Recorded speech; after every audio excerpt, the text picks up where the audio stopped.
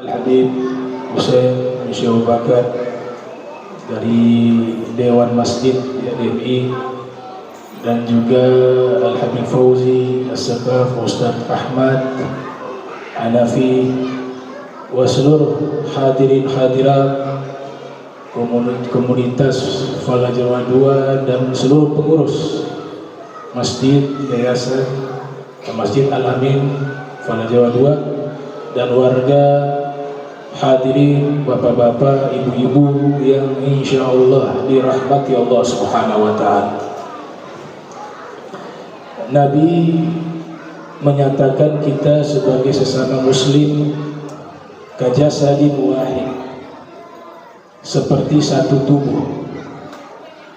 Artinya jika ada saudara kita walaupun ada di barat, kita adanya di timur, mereka yang di barat tersakiti, kita harus merasakan kesedihan yang sama.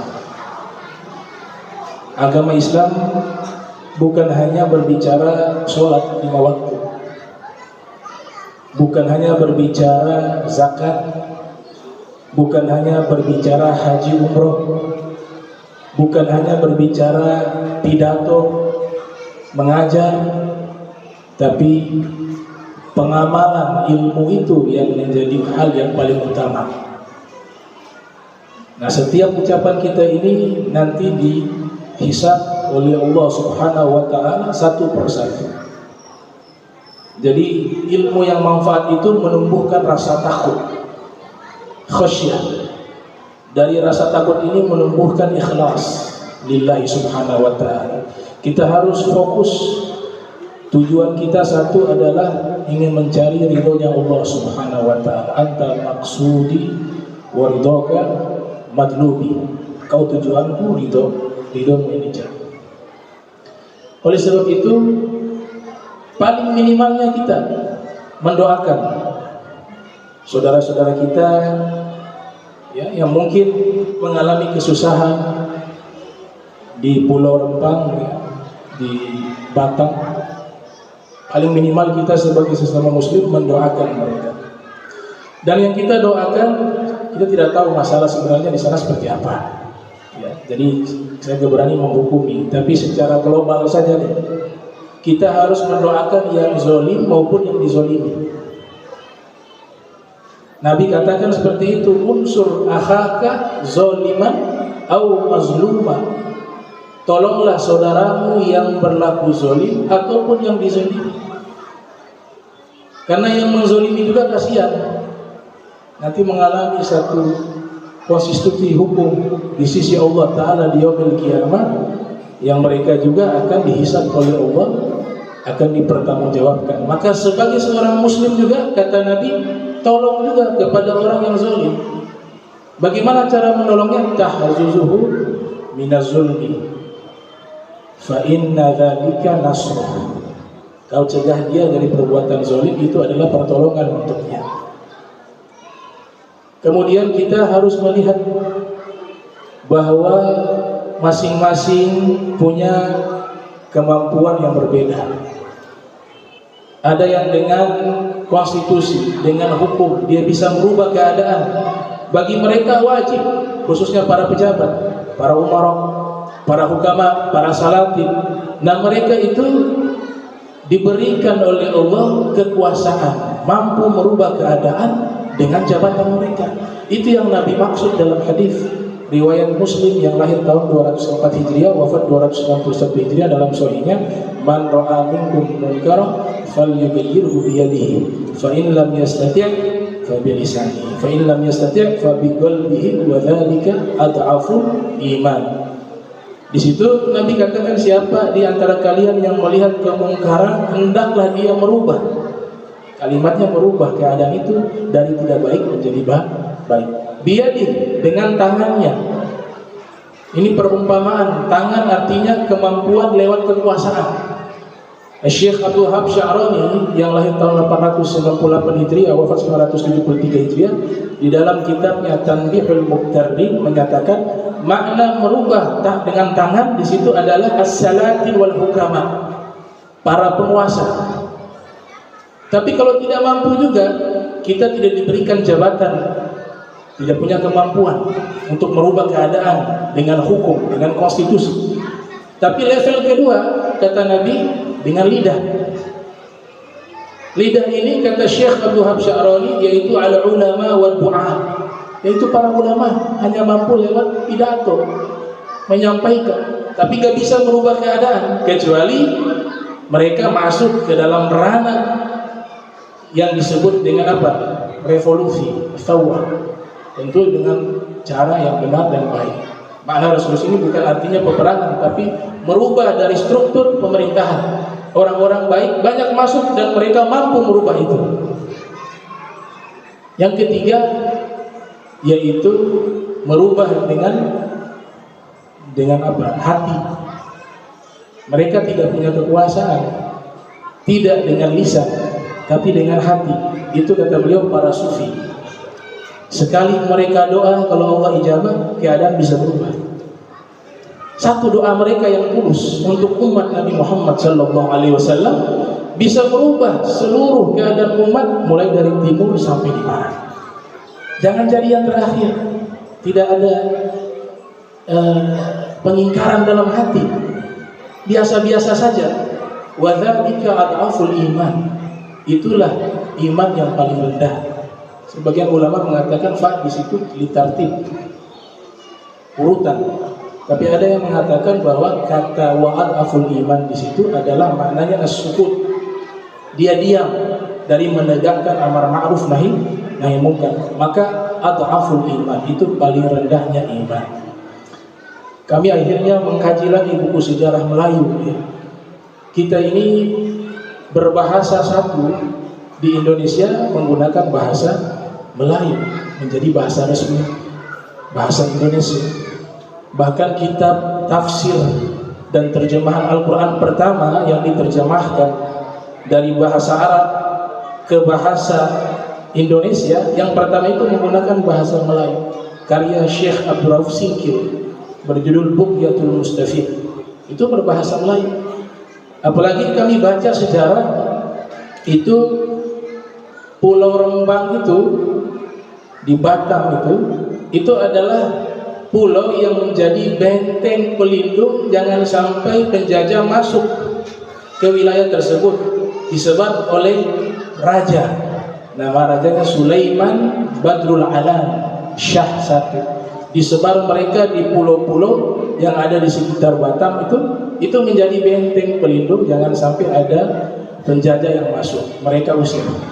Dan itu sudah berlangsung sangat lama, 1720 Masehi kurang lebih. Mereka menetap, pasukan-pasukan khusus itu menetap di tempat tersebut. Kemudian yang ada sampai saat ini adalah anak cucunya. Sebelumnya ada suku darat, suku laut, suku Melayu kemudian masuk ke tempat tersebut. Dan kurang lebih ada 7.500 populasi yang menghuni pulau tersebut. Dan luasnya 16.000 hektar lebih. Nah itu Pulau Rembang. Jadi kita wajib minimal mendoakan mereka, mendoakan saudara-saudara kita, mudah-mudahan Allah Ta'ala angkat masalah mereka. Kemudian kita juga minta jangan sampai terjadi anarkis dan kekerasan, ya, apalagi sama-sama kebanyakan Muslim di situ. Yang Melayu Muslim, yang polisi juga kebanyakan Muslim. Ya, maka Nabi perintahkan kita harus tolong dua-duanya, yang zalim maupun yang mazlumah. Ya, kita tidak tahu yang zalim siapa, yang mazlum. Maka serahkan kepada Allah Subhanahu wa Ta'ala. Mudah-mudahan Allah angkat semua masalah. Kemudian saya mungkin membahas sedikit saja tema yang diangkat. Ya, temanya itu tidak salah, mendidik generasi milenial. Ajib, bisa yang buat temanya? Hah? Generasi milenial di dalam meneladani akhlak Nabi Muhammad Sallallahu Alaihi Wasallam. Ini luar biasa nih. Temanya luar biasa. Jadi milenial ini sebenarnya artinya 1000 kalau bahasa Arabnya jil alfiyah. Bukan Alfiyah bin Malik, bukan. Karena ada kitab Alfiyah bin Malik, kitab Nahwu. Jadi tarbiyah jil alfiyah biiktidai al-akhlaq al-muhammadiyah alaihi salatu wassalam. Mendidik generasi milenial dengan meneladani akhlak Nabi Muhammad Sallallahu Alaihi Wasallam. Jadi yang namanya milenial ya, akhirnya saya juga baca buku-buku milenial juga akhirnya. Itu yang namanya milenial ternyata orang-orang yang lahir pada tahun 1981 sampai 1996 Masehi. Orang-orang yang lahir di masa itu disebut milenial. Jadi yang di bawah itu tidak milenial berarti.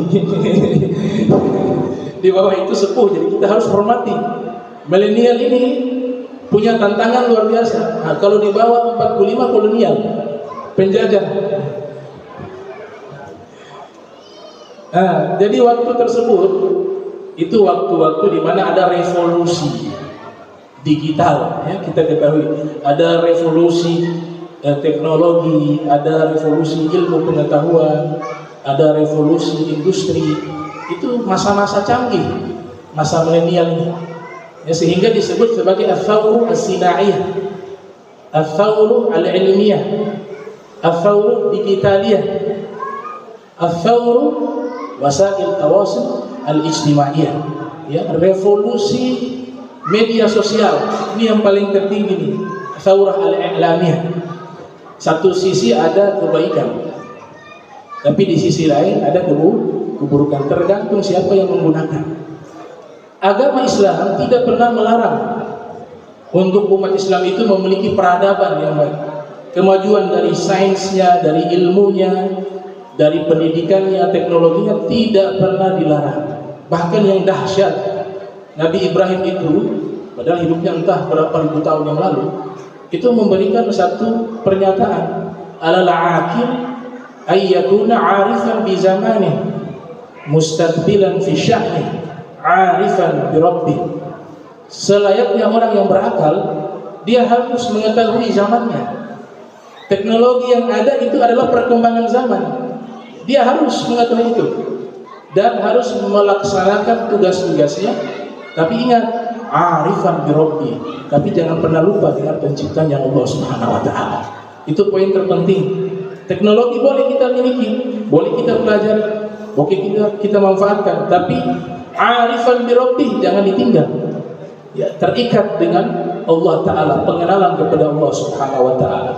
Bahkan Sayyidina Ali bin Abi Thalib mengatakan, "Allimu abna'akum la tu'allimu abna'akum ala adatikum fa innahum makhluqun li zamanin ghaira zamanikum."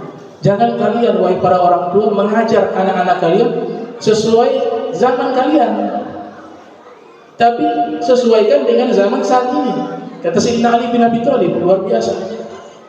Karena sesungguhnya mereka hidup di zaman mereka, bukan di zaman kalian. Oleh sebab itu sesuaikan dengan zaman mereka, yaitu anak-anak tersebut. Ini yang menjadi satu undang-undang ya di Nahdlatul Ulama. Itu dikatakan al-muhafadzatu 'ala al-qadimi as-salih wal akhdhu bil jadid aslah. Senantiasa melestarikan tradisi-tradisi lama yang baik, namun juga berinovasi untuk mengambil satu hal yang baru yang lebih baik. Itu luar biasa ya, rumusan dari Nahdlatul Ulama menjadi satu undang-undang di dalam organisasi Nahdlatul Ulama. Kemudian kita lihat bagaimana Rasul Sallallahu Alaihi Wasallam itu berbicara tentang nilai. Tadi Sayyidina Ali berbicara tentang metodologi. Kalau metode kita sesuaikan dengan zaman.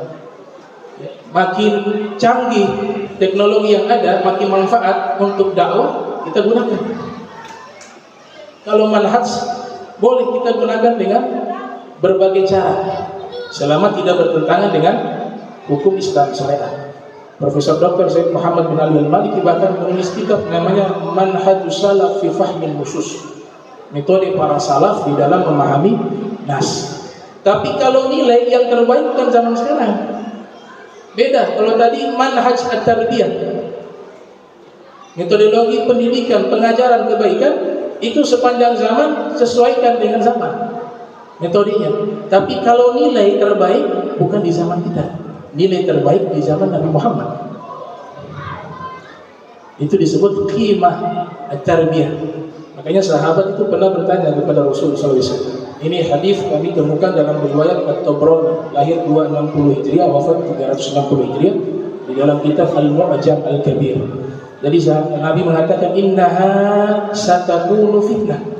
Sesungguhnya akan datang zaman muncul fitnah, kata Rasul. Sahabat mengatakan faqalu fa kaifa lana ya Rasulullah wa kaifa nasna'u. Wahai Rasulullah, bagaimana cara kami mengantisipasi fitnah tersebut? Dan bagaimana cara kami menyikapi jika fitnah itu terjadi di zaman kami? Maka Nabi mengatakan tarji'una ila amrikum al-awwal. Caranya kalian merujuk kembali ke perkara kalian yang paling awal, yaitu di zaman Nabi Muhammad sallallahu alaihi wasallam. Ini yang dimaksud nilainya. Kalau nilai yang terbaik di zaman Nabi Muhammad, karena ada sang Maha Guru Sayyidul Wujud Al-Mustafa Muhammad sallallahu alaihi wasallam. Dan ini sesuai dengan hadis bahwa masa terbaik adalah masa Nabi Muhammad. Hadis riwayat Ibnu Rajab Al-Hambali yang lahir 736 Hijriah, wafat 795 Hijriah, dalam kitab Jami'ul Ulum wal Hikam. Nabi mengatakan khairul quruni qarni, tsumma alladziina yalunahum, tsumma alladziina yalunahum. Masa terbaik adalah masaku. Kemudian setelahnya, kemudian setelahnya. Asyuyuti mengatakan kurang lebih 300 tahun, karena kata qarar di situ 1 abad. Maka 300 tahun. Di sini yang Nabi sampaikan adalah apa? Nilai terbaik adalah yang ada di zaman Nabi sallallahu alaihi wasallam. Makanya sunnah itu bukan menghadirkan zaman Nabi di zaman kita, tidak. Tapi kita menghadirkan nilai-nilai kebaikan yang ada di zaman Nabi Muhammad, kita hadirkan di zaman kita. Itu maknanya sunnah. Karena sebagian golongan salah paham. Ya, jadi zaman Nabi mau dibawa di zaman kita. Jadi kita disuruh hidup di zaman Nabi Muhammad yang 1000 tahun lebih yang lalu. Tidak, sunnah itu nilai-nilai kebaikan itu kita bawa di zaman kita. Caranya kita sesuaikan dengan zaman. Itulah yang dimaksud al-Islam yasluh fi kulli zamani wa makan. Islam itu selalu update sepanjang zaman dan setiap tempat. Ini makna tarbiyah. Jadi kita mendidik generasi milenial dengan mengikuti akhlak Nabi Muhammad sallallahu alaihi wasallam. Ada tafsiran dari guru kami, Ustaz Minanur Rahman Kiai Haji Muhammad Zubair, Allah yarham. Beliau punya kitab tafsir Kalla Saya'lamun, dikumpulkan oleh salah satu murid, kemudian dijadikan kitab tafsir. Ada tafsiran luar biasa. Beliau katakan begini, dan mengutip juga ini tafsirannya Profesor Dr. Sa'id Ramdan Al-Buti, Allah yarham. Jadi umat Islam ini hidup di 7 peradaban. Al-Jilul Islam, ya, dia berjalan melewati 7 peradaban setiap generasi Islam. Generasi pertama, dan mengutip ayat luar biasa. Ini tafsiran yang Mbah Maimun Zubair, surat Al-Fatih ayat 29. Peradaban pertama disebut peradaban Muhammadun, peradaban yang ada di zaman Nabi Muhammad sallallahu alaihi wasallam. Di situ beliau katakan ini peradaban terbaik, bukan peradaban fisik. Kalau fisik yang terbaik zaman sekarang lebih canggih, tapi peradaban terbaik Nabi Muhammad, peradaban zahir wal batin wal ruh. Peradaban zahir, batin dan ruh. Dan masa terbaik, waktu terbaik, keadaan terbaik, tempat terbaik, itu semua ada di zaman Nabi Muhammad SAW. Bersama Nabi Muhammad SAW, namanya Muhammadun, dalam ayat Muhammad Rasulullah. Itu peradaban pertama. Peradaban kedua, walladzina ma'ahu, yaitu masa peradaban di masa al-khulafa'ur rasyidun. Walladzina ma'ahu, itu yang kedua. Siapa mereka? Ya, Sayyidina Abu Bakar. Di masa Sayyidina Abu Bakar memimpin 2 tahun. Kemudian di masa Sayyidina Umar bin Khattab memimpin 10 tahun. Di masa Sayyidina Utsman memimpin 14 tahun. Di masa Sayyidina Ali memimpin 3 tahun 6 bulan. 6 bulannya disempurnakan oleh Imam Hasan. Dan ini genap 30 tahun sesuai hadis Nabi, al-khilafatu ba'di 30 aman. Khilafah setelahku 30 tahun, kata Nabi Muhammad sallallahu alaihi wasallam. Ini masa-masa emas. Karena al-jam'u bainal khilafati zahira wal batinah. Kalau kita simak ceramahnya Habib Umar ketika berkunjung di pondok pesantren Gus Dur, apa namanya? Abu Ireng. Itu Habib Umar bahas luar biasa. Khilafah itu ada dua. Ada khilafah zahir, ada khilafah batin. Khilafah zahir akan musnah selesai dengan waktu. Presiden ada masa periode. Dari ke-1, ke-2 di Indonesia, ke-3 sudah tidak ada, selesai. Tidak dikenang kebaikannya sepanjang zaman. Tapi kalau khilafah batinah, dia akan berlangsung sampai mendekati hari kiamat. Seperti apa? Khilafahnya Nabi Muhammad. Sudah 1000 tahun masih ada. Kenapa? Karena khilafahnya bukan zahir saja, tapi batin. Khilafahnya Imam Bukhari. Imam Bukhari lahir 194 Hijriah, wafat 256 Hijriah. Tapi sampai sekarang manfaatnya masih ada, karena dia menjalankan khilafah batinah. Imam Muslim 204 Hijriah, wafat 291 Hijriah. Imam Tirmidzi 209 Hijriah, lahir wafat 279 Hijriah. Imam Nasai lahir 215 Hijriah, wafat 303 Hijriah. Ibnu Majah lahir 209 Hijriah, wafat 273 Hijriah.